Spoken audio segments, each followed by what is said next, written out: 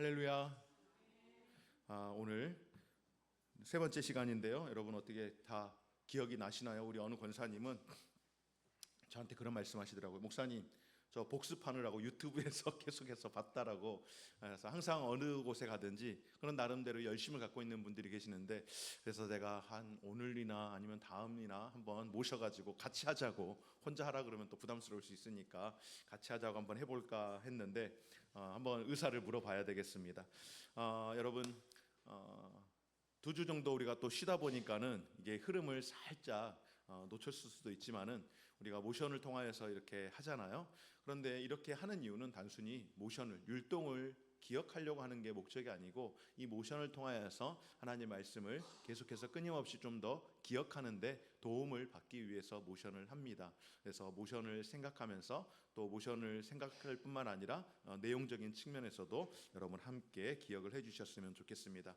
그런 의미에서 우리 한번 지난주에까지 했던 모션, 창세기 우리가 다 했잖아요. 그래서 창세기 모션을 다 해보는데, 제가 저기 옆에서 했더니 마이크 소리가 안 나가지고 이게 부득불 못 오시는 분들에게 녹화해서 이렇게 보내드리거든요. 그걸 좀 보시도록. 그래서 그냥 제가 여기에서 이 자리에서 소리가 좀 나야 될 것 같아서 그냥 할 테니까 여러분 같이 하는 겁니다. 한번 같이 해볼까요? 처음부터. 자, 준비하면은 딱 이렇게 하고, 준비. 자, 시작. 창조 타라 홍수 민족들. 그리고 이제 지금으로부터 시작된 4,000년 전의 성경의 이야기입니다. 4,000년 다음에 우루, 페르시아만, 네 사람, 데라, 아브라함, 사라, 롯.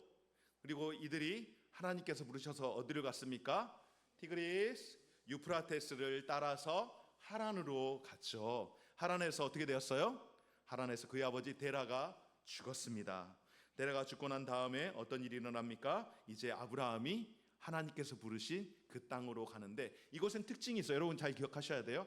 여기에는 4곳에서 물이 있다라는 것을 기억하시면 됩니다. 첫 번째, 갈릴리, 요단강, 사해, 지중해, 그 사이 하나님이 이스라엘을 세우시고 아브라함을 통하여서 이스마엘을 낳고 이삭을 낳고, 이삭이 털복숭이 이삭을 낳고, 그 다음에 뺀질이 야곱의 아들 요셉이 어디로 끌려갔습니까? 팔려갔죠? 유다로 팔려갔습니다. 유다로 팔려가서 거기서 총리가 되어가지고 어떻게 되었어요? 그의 형제들, 그것을 제가 통틀어서 유대인이라고 그랬죠?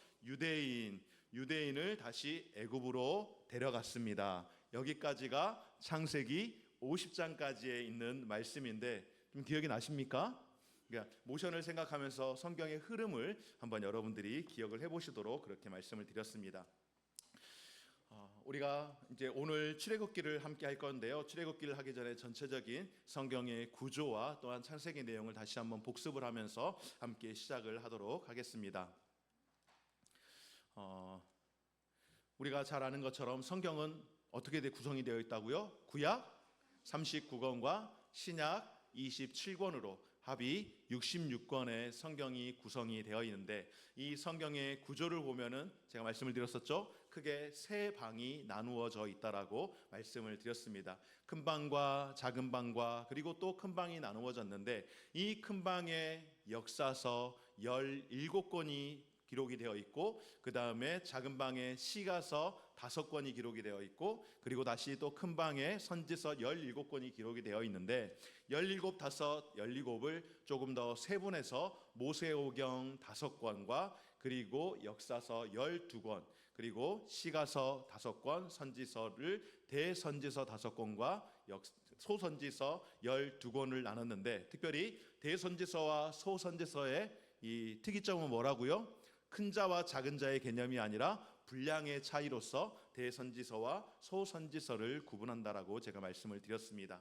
그리고 이 책은 어떻습니까? 그 내용을 보자면은 역사서와 시가서와 선지서를 볼 때에 이 역사서는 어떻다고 얘기했습니까? 구조가 바로 내용적인 면에서 과거를 기록을 하고 있고, 그리고 시가서는 현재를 기록하고 있으며 선지서는 미래에 대해서 이야기를 하기 때문에 역사서는 사건을 중심으로, 그러니까 이야기를 중심으로 구성이 되어 있고, 또한 시가서는 우리가 삶을 살아가면서 경험하는 신앙의 경험들을 중심으로 기록을 하고 있기 때문에 이 시가서 말씀을 볼 때에 물론 역사서나 선지서 말씀도 동일하지만은 특별히 이 시가서 말씀은 현재 지금을 살아가고 있는 저와 여러분들, 우리들에게도 동일하게 경험하게 하는 그런 고난과 또한 즐거움과 감사와 기쁨과 또한 아픔과 고통들을 함께 경험하기 때문에 여러분들이 삶을 살아가면서 특별히 이 시가서를 묵상을 하고 읽는 것은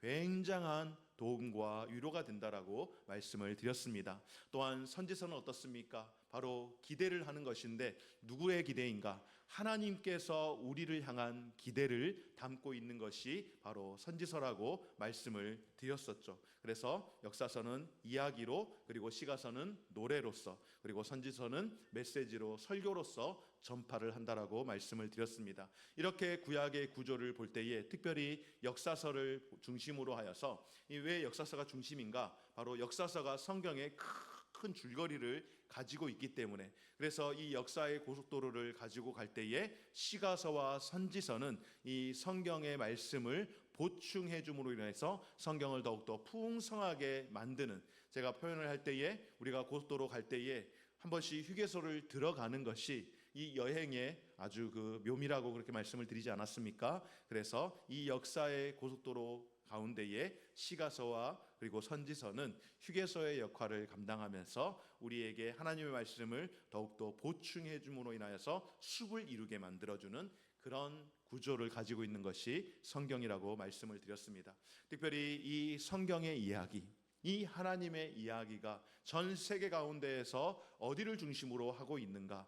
바로 아시아와 아프리카 중앙에 있는, 그래서 우리는 그곳을 중동이라고 하는데 이 지역을 조금 더 확대해 보면은 구약의 세계가 이렇습니다. 여러분에게 말씀을 드렸던 것처럼 물과 땅이 있는 이 곳을 오늘날 지도로 보면은 쿠웨이트, 그리고 이라크, 그리고 그 위에 이란은 오늘날 말하면은 페르시아 제국의 그 후예들인 거죠. 그리고 레바논 이렇게 있지만은 오늘날보다는 우리가 성경을 보면서 우리가 지금 말씀을 배우는 시간이기 때문에 오늘날의 지도보다는 구약 시대의 지도를 보면은 어떻게 이렇게 하나님의 역사가, 구원 하나님의 세계가 이루어졌는지를 볼 때에 우리가 일반 역사로 볼 때에 문명의 발상지 이야기하잖아요. 특별히 메소포타미아 문명 이런 이야기들을 하는데 이 문명의 발상지들을 통하여서 하나님께서 일을 하셨는데, 그래서 세계사를 기록하고 하는 역사학자들은 이 문명의 발상지를 이렇게 크게 빨갛게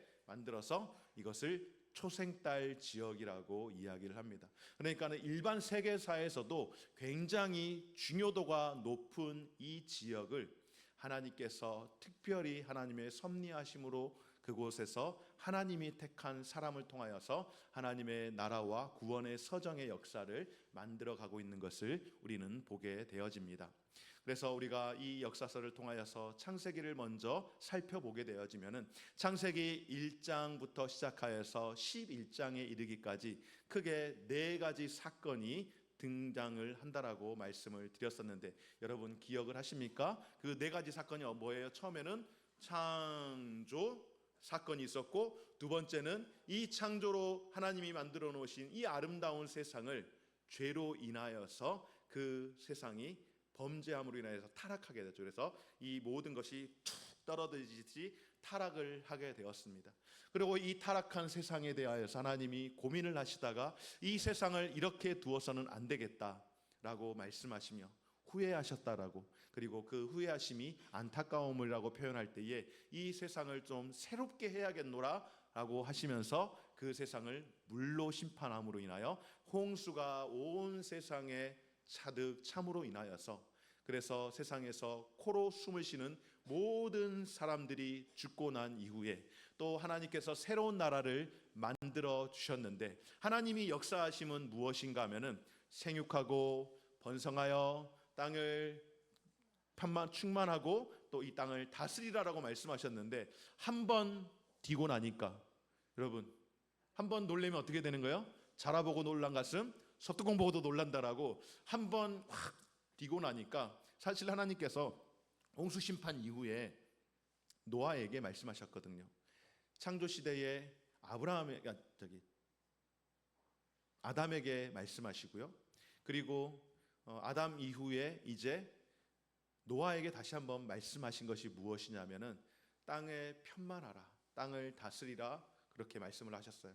여러분, 우리가 고기를 언제부터 먹었느냐면요, 창조 시대 때 먹은 게 아니에요. 언제 고기를 우리가 육식을 하게 되었느냐면은 노아 이후의 시대에 하나님께서 짐승을, 그러니까 육식을 우리에게 허락하셔서 노아 시대 때 그렇게 살았다고요. 그런데 노아, 그러니까 홍수 끝난 이후에 노아를 말하는 거예요. 그렇게 해서 사람들이 점점 퍼져나가더니 한번 경험했던 것들이 있다 보니까는 안 퍼져나가는 거예요. 자꾸 모이는 거예요.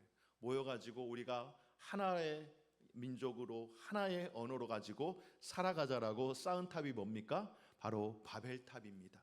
이 바벨탑 사건으로 인하여서 이제 각자 언어가 달라짐으로 인하여서 민족들이 다 뿔뿔이 흩어지게 되어진 것이죠. 여기까지가 창세기 1장에서 11장까지의 말씀이고요.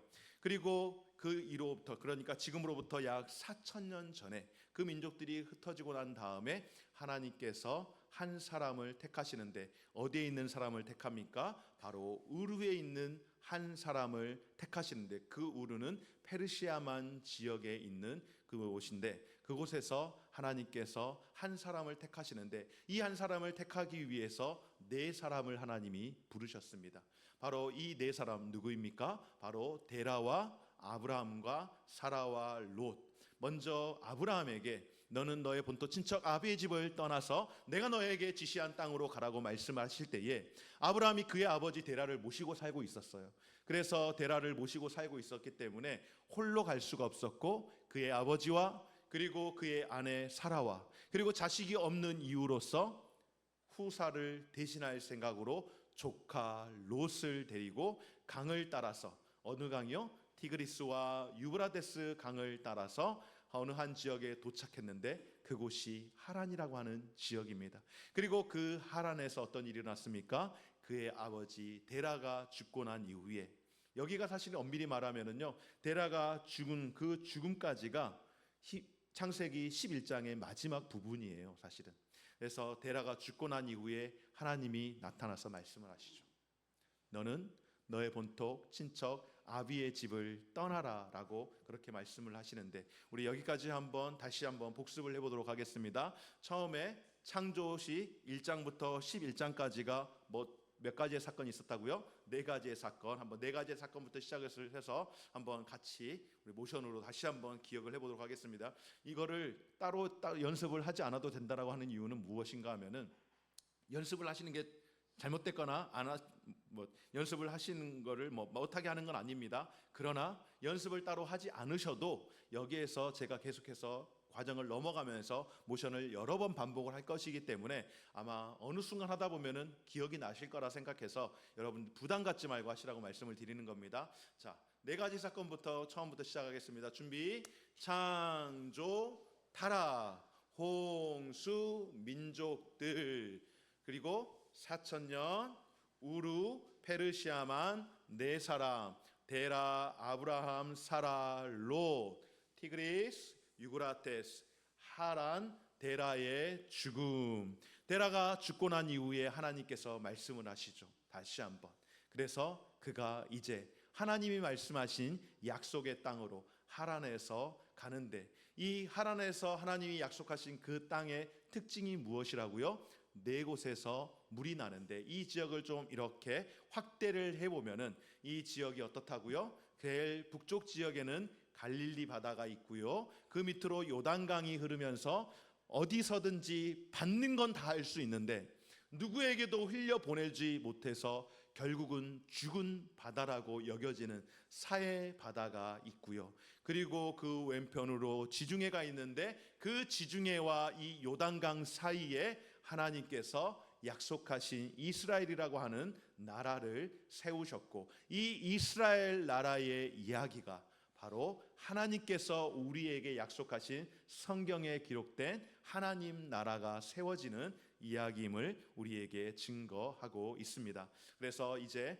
갈릴리 바다에서 요단강으로 내려갔다가 사해 바다를 보게 되어지고 지중해와 이스라엘이 있는데, 이곳에서 어떤 일이 일어납니까? 바로 아브라함이 그의 아들, 하나님의 약속의 씨앗이 아니에요.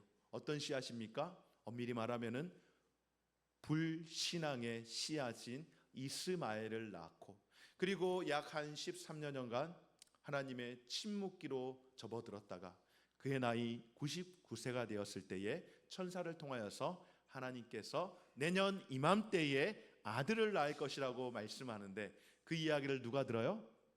사라가 듣습니다. 사라가 듣고 방정맞게 웃는 거예요.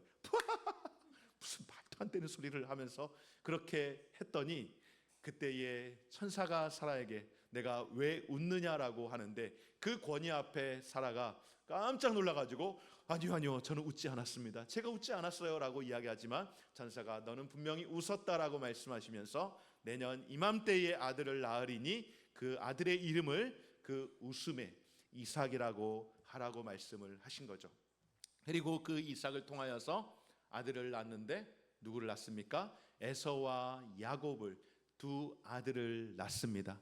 이 두 아들 가운데 하나님께서 태중에 있는 리브가에게 하시는 말씀이 무엇인가 하면, 큰 자가 작은 자를 섬길 것이라 말씀하시면서, 이삭이 비록 장자로 태어났지만은 이삭이 그 계보를 이을 것이 아니라 야곱이 이 계보를 잇게 될 것이라고 말씀하였고, 우리가 볼 때에 야곱은 어때요? 참 못됐잖아요.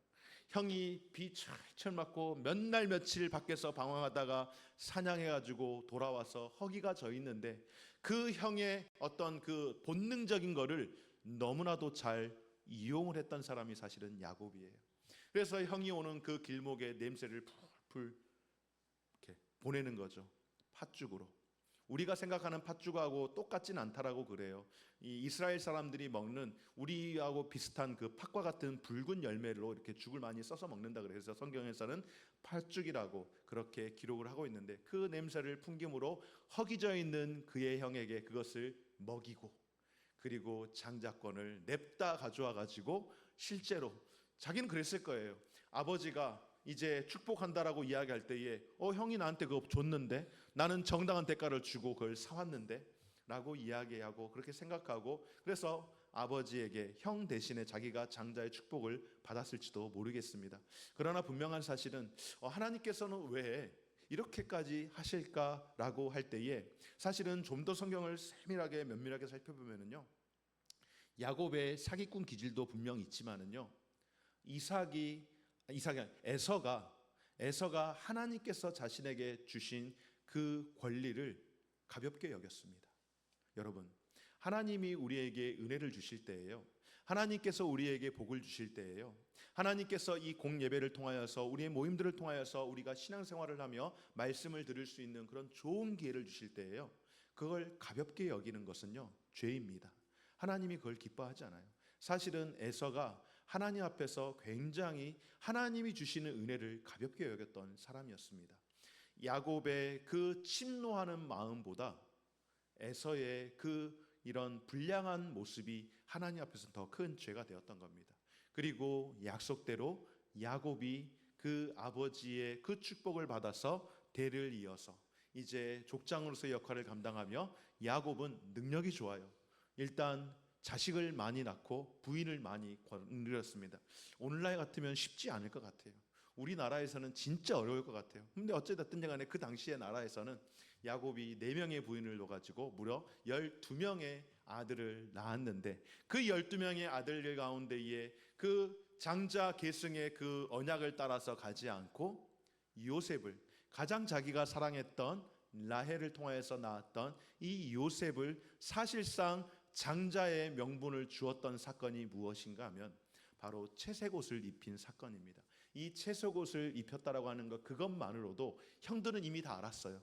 우리 아버지가 형님 누벤 제끼고, 그리고 둘째, 셋째, 넷째 다 제끼고 11번째인 요셉을 우리의 대를 이을 장자로 그렇게 삼으셨구나라고 하는 그것들을 형들이 이 옷을 입혀놓은 걸 보고 그걸 다 파악을 했어요. 그래서 그 형들 가운데에 시므온이나 레이나 유다나 이런 사람들이 더더욱 마음의 분노를 일으키고, 지금 이야기했던 사람들의 특징은 무엇인가 하면은 정실, 레아의 소생들입니다. 그러니까 첩들의 실바와 이런 사람들의 소생들이 그렇게 분노를 일으키진 않아요. 자신들이 자신들의 처지를 알잖아요. 그래서 주로 레아의 자식들이 분노를 일으켰고 그들이 주도해서 그의 동생 요셉을 어떻게 합니까? 애굽에 팔아 넘기는 것이죠.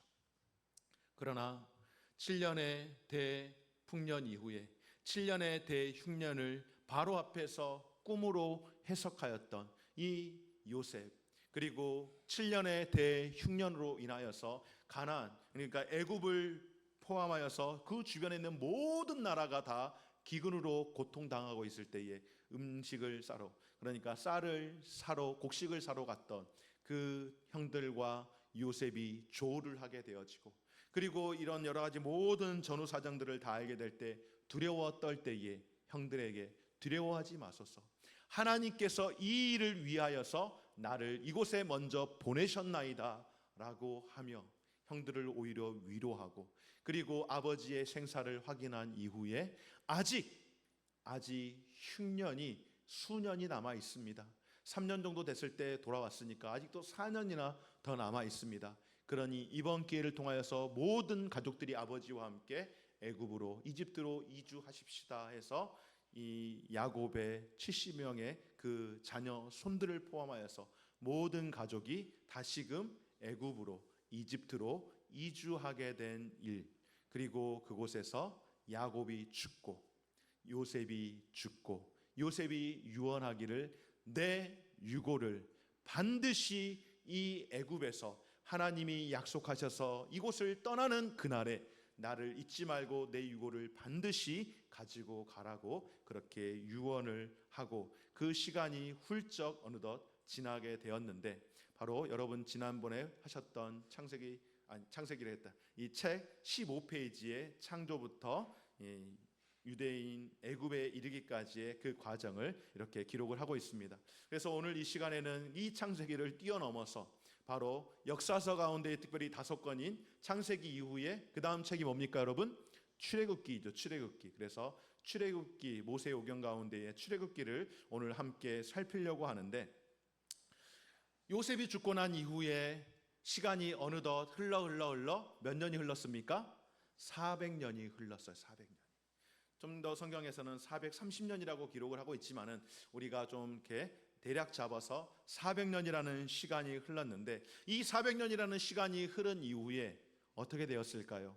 요셉도 죽고 요셉의 아들들도 죽고, 그리고 요셉을 알던 왕도 죽고, 그 소식을 들었던, 그러니까 그 왕의 아들도 죽고, 400년이 지나갔으니까는 여러 대가 지나갔다라고 우리가 생각할 수 있지 않겠습니까?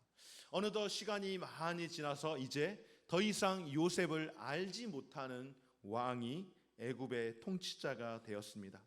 요셉이 죽고 난 이후에 어떠한 이 급전직하 반전이 일어났는가 하면은 바로 애굽의 왕 바로가 자신의 민족을 살렸던 요셉, 그리고 요셉의 그 민족인 유대인 히브리 민족을 핍박하기 시작을 합니다. 심한 속박을 받기 시작을 하는 거예요. 처음부터 그러진 않았겠지만 시간이 지나면서 왜 그들 마음 가운데에 두려움이 생긴 겁니다. 아니, 이 히브리 민족들은 어떻게 된 게 너무너무 건강해. 그리고 애를 낳으면 너무나도 순풍순풍 나. 심지어는 산파가, 오늘날로 말하면은 조산원에 그 조산사가 가기도 전에 벌써 애 난대, 알았어, 준비하고 가면은 벌써 애 낳아 있는 거야. 그런 일들이 점점점 하다 보니까는 어떻게 되어집니까? 이 히브리 민족이 강성해지기 시작하는 거예요. 여러분, 아무리 함께 살던 사람들이 좋아도요, 내 적이라고 여겨지는 사람들이 강성해지면은요 긴장하게 돼요. 하다못해 동업을 하는 사람들도 같이 하는데 상대방은 뭐 주식 투자를 했대. 그런데 갑자기 돈을 많이 벌었대. 그러면은 굉장히 긴장하기 마련이거든요. 이 상대적으로 이스라엘 민족이 강성하게 되어지니까 긴장을 하게 되어서 어떻게 합니까? 취한 조치가 아들을 낳으면 다 나일강에 넣어서 버려서 죽이고 딸들만 그렇게 키워라라고 했어요. 여러분, 바로가 멍청했을까요? 똑똑했을까요? 바로가 똑똑하죠. 그냥 나일강에다 버려서 죽여라 그렇게 이야기했으면은 안 버렸을 거예요. 나일강은 이 이집트 문명 가운데에 이 생명의 젖줄이고요, 시작입니다. 근원입니다. 신이에요, 신. 그러니까 이 아들을 죽이라고 하는 것은요, 성경에서는 그렇게 죽이라고 나왔지만은 이건 제가 성경적인 이 기초에 제가 상상을 좀 해본다면은 이 사람들에게 아들을 이렇게 바치면, 나일강에 아들을 바치며 물의 신에다 아들을 바치면 너희들의 집이 더 풍성하게 잘 될 것이다 라고 그렇게 아마 설득을 하면서 아들을 버릴 수 있도록 그렇게 하지 않았을까요? 아들을 낳으면 무조건 다 버리게끔 만들었습니다. 이렇게 시간이 흘러 아들을 많이들 버리기 시작을 하는데, 근데 단순히 아들만 버리는 게 아니라 이 왕의 핍박이 점점점 심해지는 겁니다. 매일매일 해야 할 일의 업무량을 늘리기 시작하고, 그리고 그 일을 감당하지 못할 때에 엄청난 많은 과태료를, 그런 어떤 이 징계를 그렇게 물림으로 인하여서 이스라엘 백성들이 하나님께 기도하기 시작합니다. 처음부터 기도하네요. 사람은요, 처음부터 기도하지 않습니다. 좋으면 기도 안 해요. 힘들어지기 시작하니까 하나님께 기도하며 울부짖을 때에 하나님께서 그들의 소리를 들어주셨는데, 그 이야기가 출애굽기 1장에 나와 있습니다. 그리고 그 가운데에 어느 한 가정에서 아들을 낳았는데, 이 아들을 보니까는 도저히 나일강에 버릴 수 없을 만큼 너무나도 예쁜 아름다운 귀한 아들인 거예요. 그래서 그 부모가 이 아들을 나일강에 버리지 못하고 무려 3개월 동안 숨겨서 키웠지만은, 그러나 아이가 점점점 커지고 그 목소리가 커지다 보니 더 이상 아이를 숨길 수가 없고, 또 동네에서 다 알 거 아니에요. 저 집 아므람의 집에, 요게벳의 집에, 요게벳 전에 임신하지 않았었나? 애 낳았던 것 같은데 애 버렸다는 소리 못 들었네? 뭐 이런저런 이야기가 나오지 않았겠어요? 그래서 결국에는 3개월 만에 이 아이를 갈대 상자를 만들어서 나일강에 띄어 보내는 겁니다. 이 나일강에 띄어 보내는 게 그런 의미를 가지고 있는 겁니다. 이곳에서 있는 그 어느 신을 통하여서 이 아이의 길을 지켜달라고, 그런 마음으로, 물론 아므람과 요게벳이 믿음의 사람이었기에 하나님께 기도하면서 이 아이를 하나님의 손에 맡기오니 이 아이를 지켜달라고 그렇게 기도하며 이 아이를 떠나 보냈겠죠. 그런데 그 아이를 떠나 보낼 때에 불행인지 다행인지 나일강에서 목욕을 하고 있던 바로의 딸 공주가 그 아이를 발견하게 되어지고, 이 아이를 물에서 건져서, 이 아이를 물에서 건질 때에 그 이름의 의미를 담아서 모세라고. 그래서 모세라고 하는 이름은요, 여러분, 애굽식이에요. 이집트식이에요. 유대인식의 이름이 아니고 애굽의 표현으로 모세입니다. 그래서 모세가 그렇게 되었는데, 이렇게 이제 공주의 딸이 되어서 바로의 궁정에서, 애굽에 있는 궁정 대학에서 공부를 하며 살아가다가 어느덧 그의 나이 40이 되어 이제 나라를 위하여서 내가 무엇인가를 해야겠다. 그리고 그의 정체성이 히브리 민족이라는 것을 깨닫고 내가 우리 민족을 위하여서 무엇인가를 해야겠다라고 시찰을 하러 갔다가 애굽의 관역자가, 애굽의 관리자, 감독자가 자기 민족 히브리 사람들을 핍박하는 것을 보고 이걸로 시시배비를 다투다가 그만 그 사람을 죽이고 맙니다.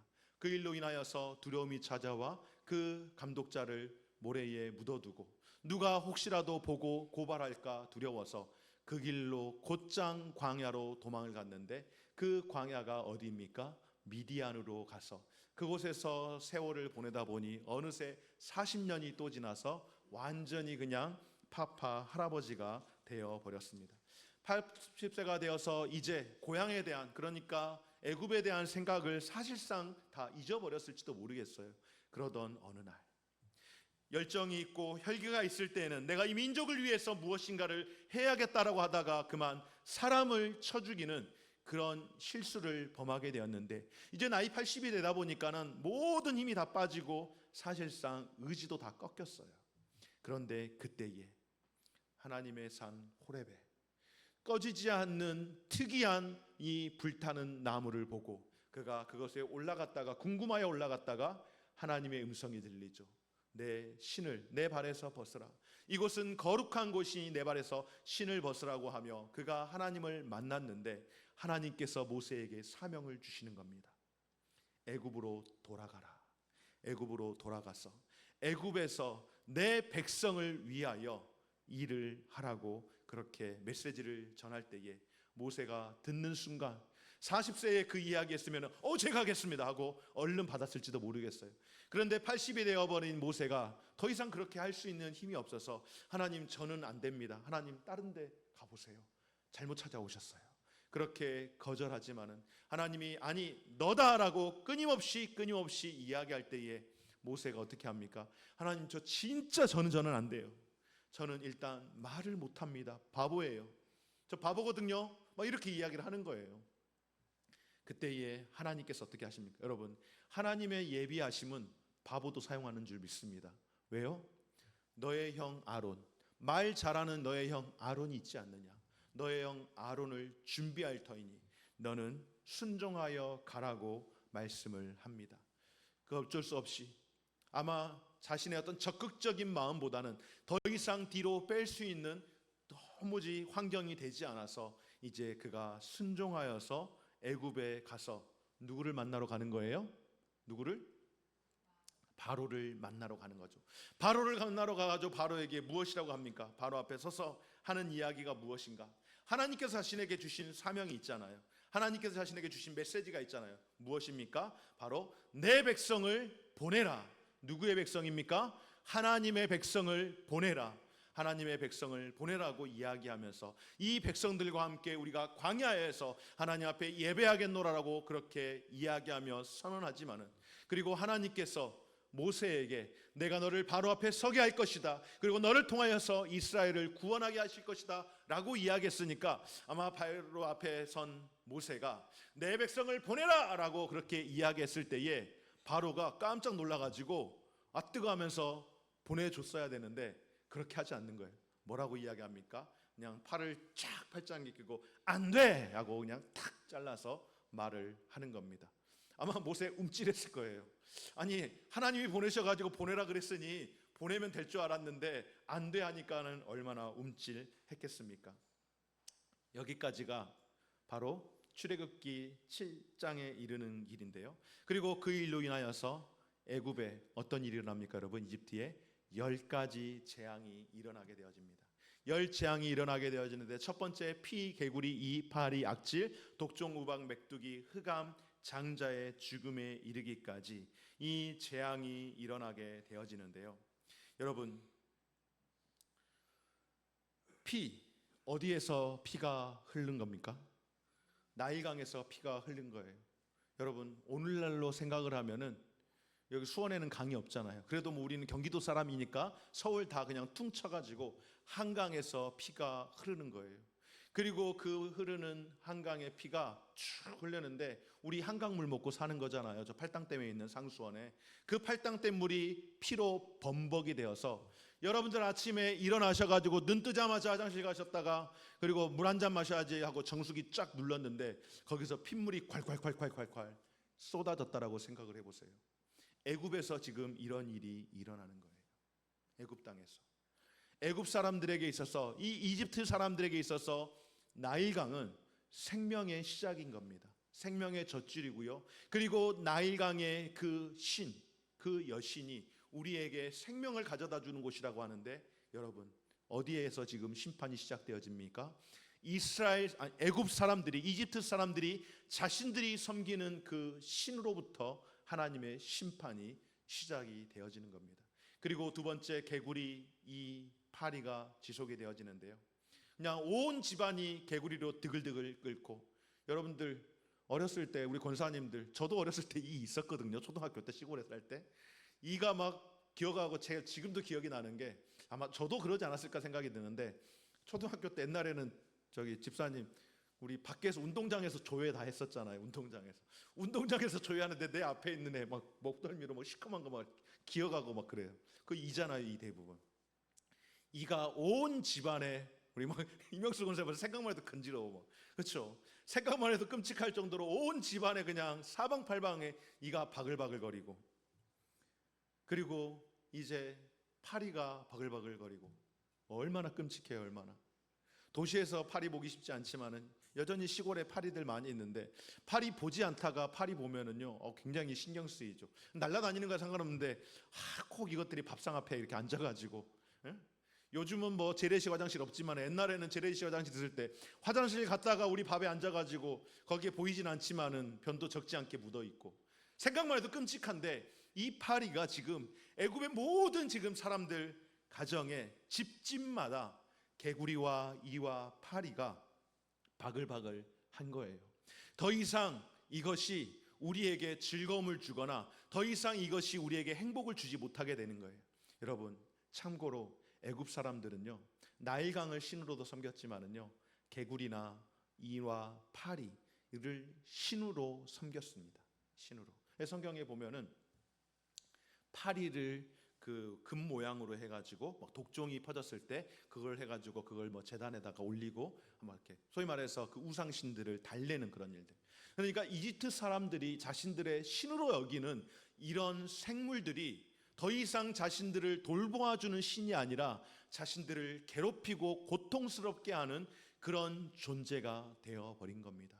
하나님께서 그 심판을 통하여서, 이 10가지 재앙을 통하여서, 그러나 바로가 어떻습니까? 아무리 이런 심판을 해도 하나님이 그 마음을 강팍하게 하사 그의 마음이 흔들리지 않고 결국 악종과 독종과 우박과 메뚜기로 인하여서 온 농작물을 다 걷어가 버리는 그런 상황 가운데에 결국에는 9번째 재앙, 어떤 재앙이에요? 온 나라가 사흘 동안 흑암으로 잠기게 되어지는 겁니다. 여러분, 이집트 사람들이 섬기는 신이 어떤 신이에요? 제일 큰 신, 태양신. 태양신. 바로는 태양의 아들이라고 그렇게 이야기를 하며, 그래서 이들이 만들어 놓은 그 피라미드를 보면은요 제일 윗 부분은요 황금칠이 되어 있어요. 그래서 그 빛을 통하여서, 햇빛을 통하여서, 태양의 빛을 통하여서 반사가 되어서 땅에 비춰지는, 그래서 사람이 살고 있는, 사람이 살 수 있는 영향력이 있는 곳은 그 빛이 비춰지는 경계까지가 우리, 그러니까 애굽 사람들이 표현하기에 우리 신이 우리를 보호하는 곳이다라고 여겼던, 빛이 자신들에게 신인데, 그런데 자신들이 신으로 여기고 있는 그 빛이 사흘 동안 사라져 버리는 겁니다. 온 세상이 다 흑암으로 덮여버리는 겁니다. 다시 말해서 그들이 섬기는 신이 완전하게 그냥 다 끝났음을 이 10가지 재앙을 통하여서 알려주시는 것이 메시지가 되어지고, 더 놀라운 사실은 우리가 성경에서 보면 아시겠지만은 이스라엘 민족들이 살아가던 그 자리에는 어두움이 임하지 않았습니다. 할렐루야. 그러나 그럼에도 불구하고 바로의 이 강팍함이 바뀌지를 않게 되죠. 결국 어떻게 되어집니까?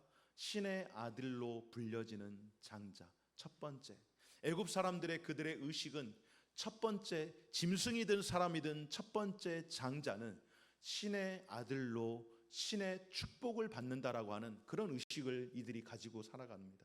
그런데 그런 의식을 가지고 살아가는 이들에게 어떤 일이 일어나는가?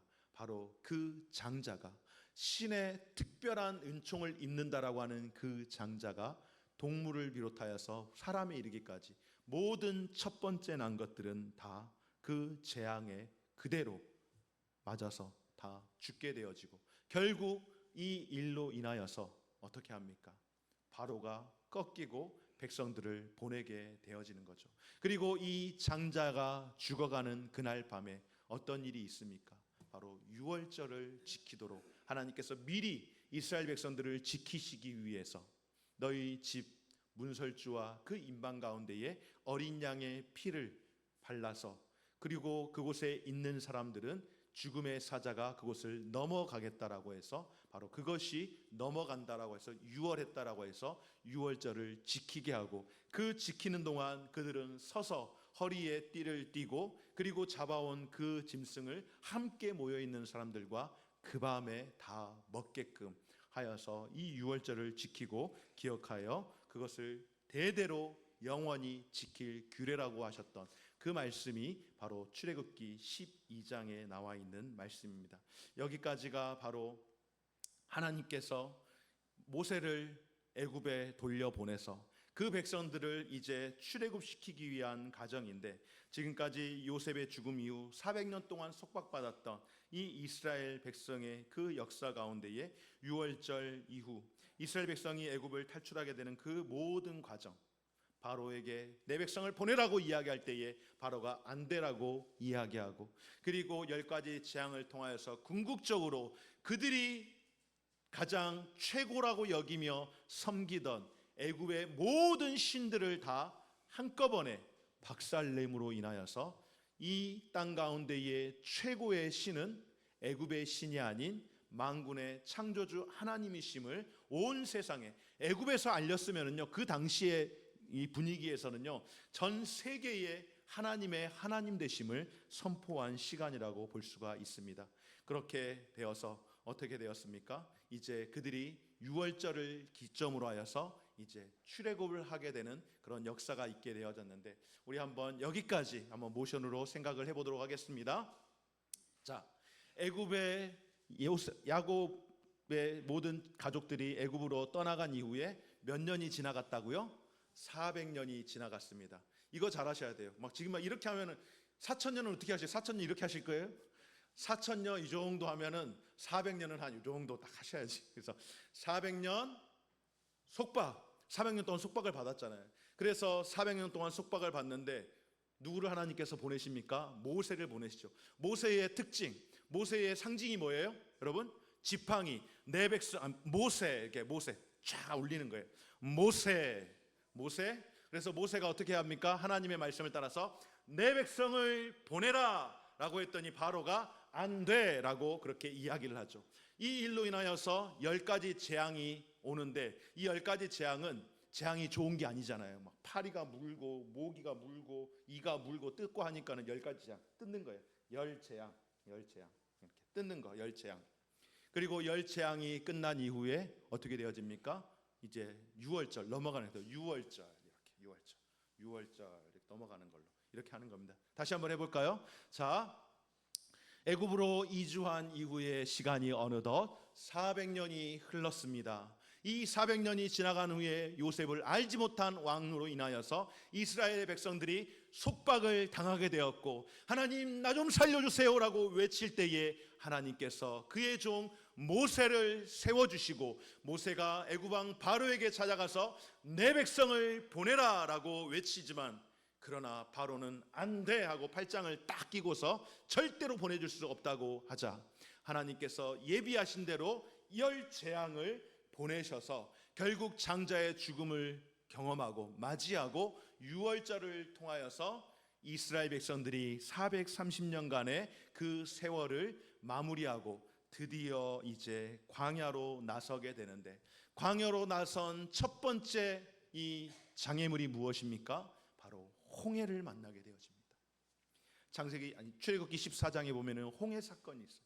홍해 바다, 앞에는 바다가 그들을 가로막고 있고 뒤에는 쫓아오는 애굽의 그 군대, 그 전차 군대 앞에서 하나님께서 모세로 하여금 너의 든 것이 무엇이냐, 그 지팡이를 바다로 향하라고 할 때에 바다로 그 지팡이를 향하자 하나님께서 놀라운 일들을 펼치시죠. 어떤 일이 일어납니까? 바로 바다가 갈라지는 놀라운 기적이 일어나는데요. 성경 자세히 한번 보세요, 여러분. 동풍을 하나님이 불게 하셔서 그 바다가 갈라지는데, 동풍을 통하여서 어떤 일을 하시는가? 여러분, 바다가 갈라지면은 그 바닥에 뭐가 있을 것 같아요? 물 빠진 바다 보셨잖아요. 물 빠진 바다 보면은 질퍽질퍽한 뻘과 모래와 돌과 제때 못 도망간 개 몇 마리들 있고 막 이래요. 거기 들어가면은 여러분 신발이 어떨 것 같아요? 신발 엉망진창 되고요. 뻘이라도 빠지게 되면은, 저는 어렸을 때 시골에서 살았거든요. 지금은 거기가 바다가 아니지만은 우리나라 삼면이 바다니까 내륙에서 살지 않고 그냥 다 변두리에서 살면 다 바다에서 살았어요. 저도 그래서 바다 가본 적이 있어요. 뻘에 들어가면은 죽는 거예요. 그런데 여러분, 출애굽기 14장에 보면은요, 어떤 일이 일어나는 줄 아세요? 하나님이 밤새 동풍을 불게 하사 이스라엘 백성들이 마른 땅을 걷게 하셨다라고 말씀합니다. 할렐루야. 이것이 하나님의 은혜인 줄 믿습니다. 여러분, 바다만 갈라지면 어떻게 가요? 마차가 어떻게 들어가고 사람이 어떻게 지나가요? 하나님께서 바람을 불게 하시고 불게 하시고 불게 하셨더니 마른 땅이 되어지는데, 여러분 뻘이 마르면은요 웬만한 돌덩어리만큼이나 단단합니다. 하나님은 마른 땅을 걷게 하실 만큼 하나님의 능력과 그 손은 위대한 줄 믿습니다. 이 백성들이 그 홍해 바다를, 마른 땅을 그렇게 가는 그 시간이 너무나도 큰 기적이지만은, 그런데 안타깝게도 이 마른 땅에 또 누가 쫓아오는 거예요? 애굽의 군대가 쫓아오지만, 그러나 하나님께서 이스라엘 백성들이 다 건너고 난 이후에 그 물을 다시 합치게 함으로 인하여서 다시는, 두 번 다시는 애굽의 군대를 보지 않게 되었다라고 하나님 말씀을 하십니다. 그리고 이 바다를 건너서 이제 그들이 신의 광야로 들어가게 되어지는데, 신의 광야 가운데에 저 멀리 있는 신의 산까지 이르게 되어지는 겁니다. 그 가는 여정이 벌써 어느덧 한 달여 시간이 가까워지고 있으니 가지고 왔던 모든 음식과 물들은 이제 떨어졌고 더 이상 먹을 것이 없어서 갈증이 나고 불평하고 원망이 나오기 시작할 때에, 배가 고파 지쳐 있을 때에 하나님께서 그들에게 무엇을 내려주십니까? 바로 만나를 내려주심으로 인하여서 이 백성들이 그 만나를 보면서 고백했던 것, 사실은 고백이라기보다는 서로 물어본 거예요. 이거 뭐예요? 이거 뭐예요? What is this? 이렇게 물어본 거예요. 그것이 만나예요. 이것이 무엇이냐라고 하는 그 뜻이, 만나의 뜻이 이것이 무엇이냐라고 하는 그 만나를 통하여서 이스라엘 백성들이 앞으로 살아갈 날 동안, 너희들이 그동안에는 세상의 양식을 먹고 살았지만은 이제는 매일매일 같이 가장 프레시한 하나님의 양식인 이 만나를 통하여서 내가 아니면 너희가 살 수 없고 나와 함께 하여야만이 너희가 살 수 있다라는 것을 이 만나를 통하여서 먹게 하시고, 그들로 하여금 반석에서 물을 나게 하셔서 물과 음식을 통하여서 이들이 살아갈 수 있도록 하셨습니다.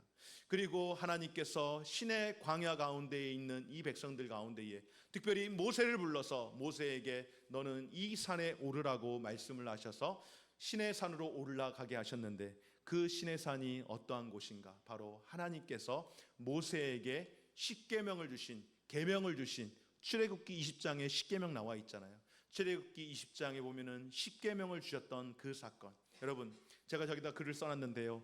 십계명의 두 돌판, 왜 돌판을 두 개를 주셨을까? 하나님께서 1계명부터 4계명까지는 하나님과 사람과의 관계이기 때문에 여기에다가 쓰시고, 그 다음에 5계명부터 6계명까지는 하나님과 사람이 아니라 사람과 사람의 관계이기 때문에 이렇게 쓰셔서 두 돌판을 주셨을 것이다가 아니고, 아니에요. 하나님의 능력이 뭐 하나에다 10개 못 쓰겠어요? 십계명은요 나눠서 쓰신 게 아니라요, 똑같은 계명을 두 개로 나눠 주신 거예요. 하나하나. 왜 그랬을까요?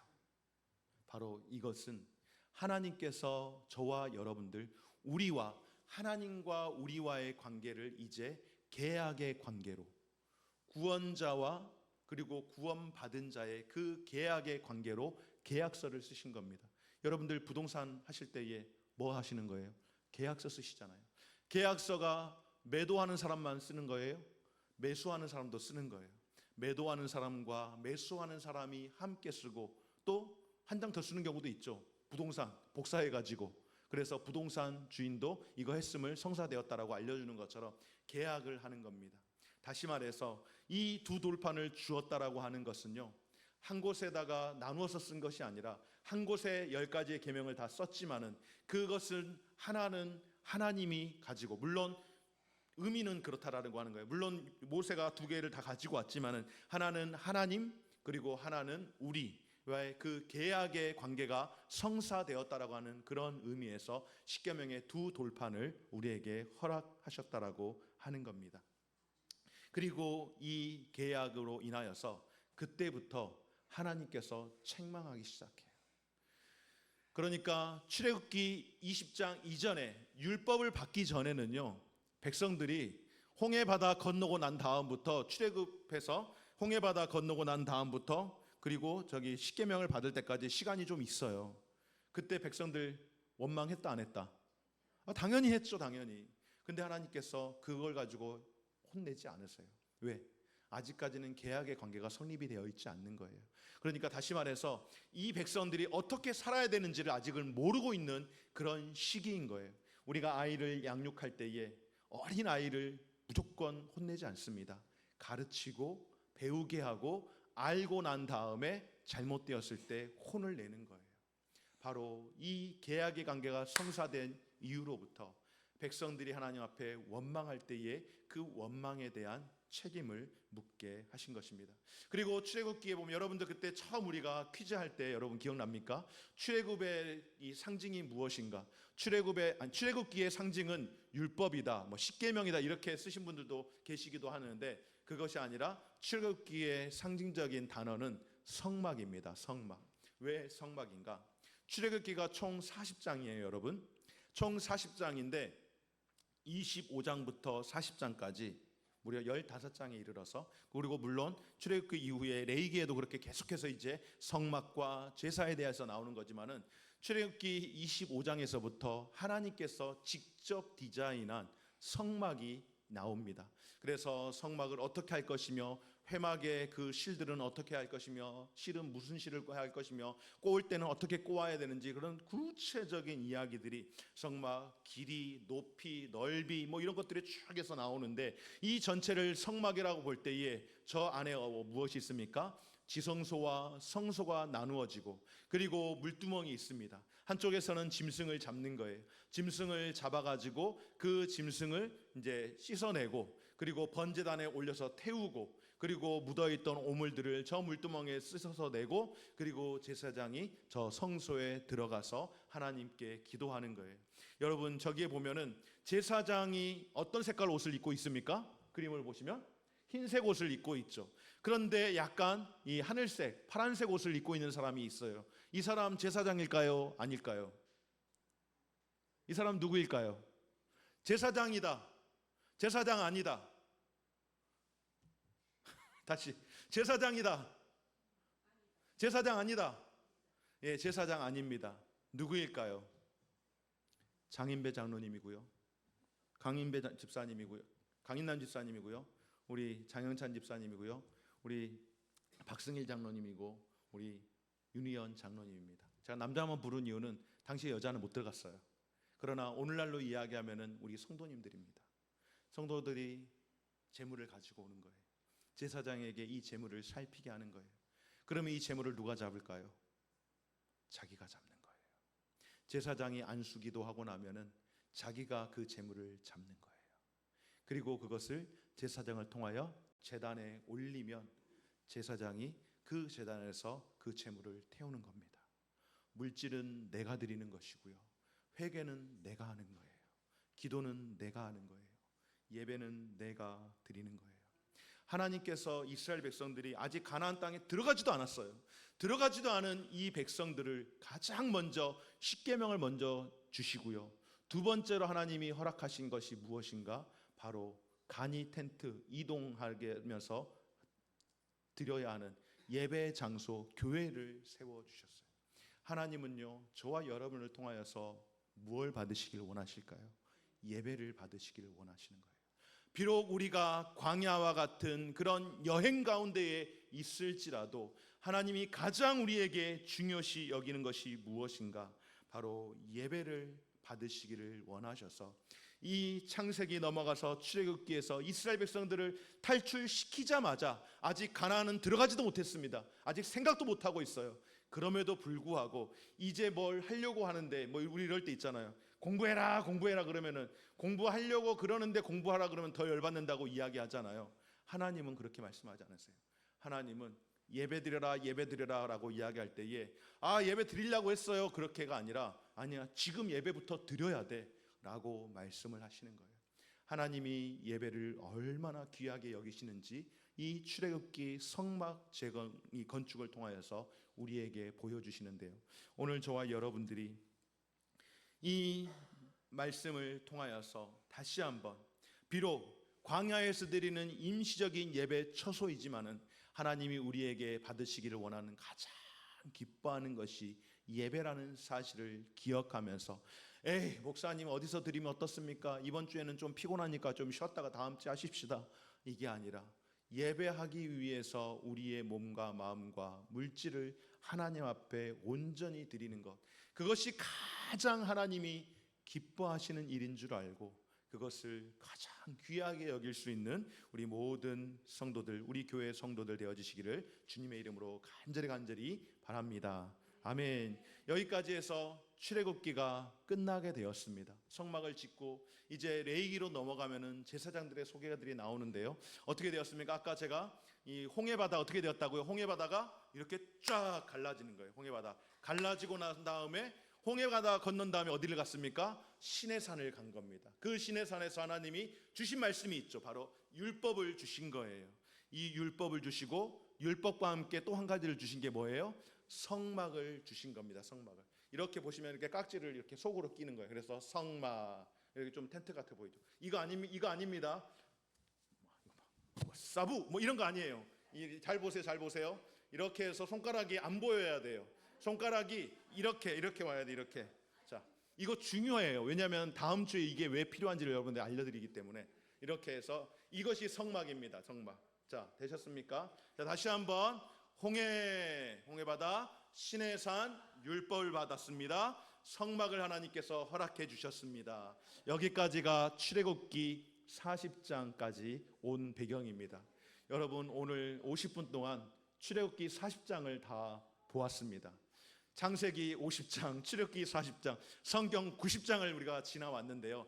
다음 주에는 레위기로 이제 넘어가게 될 터인데 이제 우리 다시 한번 반복하는 마음으로 딱 두 번 해보겠습니다. 창조부터 시작해가지고 창세기 1장부터 11장까지 네 가지 큰 사건, 12장부터 해가지고 50장까지 이스라엘 백성들이 애굽으로 들어가는 그 사건, 그리고 출애굽기 1장부터 40장까지 해서 이제 율법과 성막을 세우는 이 사건을 총 33가지의 모션으로 한번 시작을 해보도록 하겠습니다. 자, 준비되었습니까?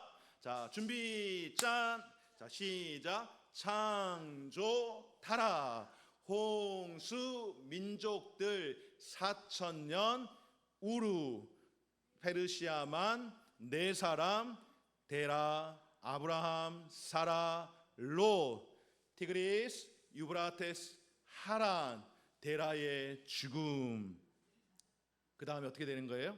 갈릴리 바다, 요단강, 사해, 지중해, 이스라엘, 이스마엘, 이삭, 에서, 야곱, 요셉, 애굽, 그 다음에 유대인, 애굽.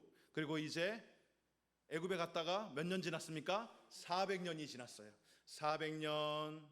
그 다음에 속박, 모세, 내 백성을 보내라, 안 돼, 열재앙, 유월절, 그리고 홍해, 시내산, 율법, 성막, 이렇게 해가지고 총 33가지의 모션으로 창세기에서 출애굽까지 이 전체 흐름을 한번 하게 되었는데, 이제 마지막으로 한 번만 더 하고 마치도록 하겠습니다. 처음부터 하는 겁니다. 시작. 창조 타락, 홍수 민족들 4,000년 우루, 페르시아만 4사람, 데라, 아브라함, 사라, 롯, 티그리스, 유브라테스, 하란, 데라의 죽음, 갈릴리 바다, 요단강, 사해, 지중해, 이스라엘, 이스마엘, 이사, 에서, 야곱, 요셉, 유다, 애굽, 그 다음에 유대인, 그 다음에 애굽. 400년 속박, 모세, 내 백성을 보내라, 안 돼, 열재앙, 유월절, 홍해, 시내산, 율법, 성막. 여기까지. 어떻게 하실만 합니까? 잠은 다 깨셨죠? 조금 졸렸다가도 잠은 다 깨셨는데 오늘은 2번 했으니까 여기서 마치도록 하겠습니다. 다음번에는 일어나서 하는 걸로 하도록 하겠습니다. 제가 기도드리고 마치겠습니다. 고마우신 하나님 감사드립니다.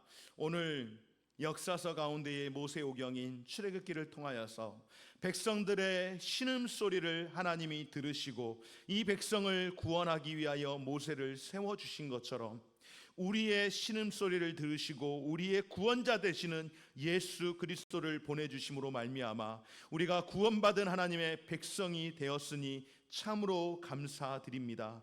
구원받은 하나님의 백성이 하나님 앞에서 가장 중요하게 여기며 살아야 할 것, 하나님의 율법, 내 이웃을 내 몸과 같이 하나님을 그렇게 사랑하라고 말씀하신 것처럼 우리가 사랑하며 살게 하여 주시되, 특별히 하나님을 사랑하는 우리의 삶의 신앙의 표현으로 하나님께서 가장 귀하게 여기신 예배하는 일 가운데에 힘쓸 수 있는 우리 귀한 성도님들 될 수 있도록 은혜를 베풀어 주옵소서. 이 모션을 통하여서 우리가 성경을 오랫동안 기억할 수 있는 지혜를 허락하여 주시고, 말씀을 생각할 때에 이 모션을 통하여 하나님이 내게 주셨던 즐거운 말씀, 내가 사랑하며 살아갈 수 있는 말씀 되게 하여 주옵소서. 오늘 귀한 시간 함께 하신 사랑하는 귀한 성도들 붙들어 주시고, 한 주간의 삶 가운데서도 주님이 주시는 은혜와 복으로 살아갈 수 있는 거룩한 주의 백성들 되게 하여 주옵소서.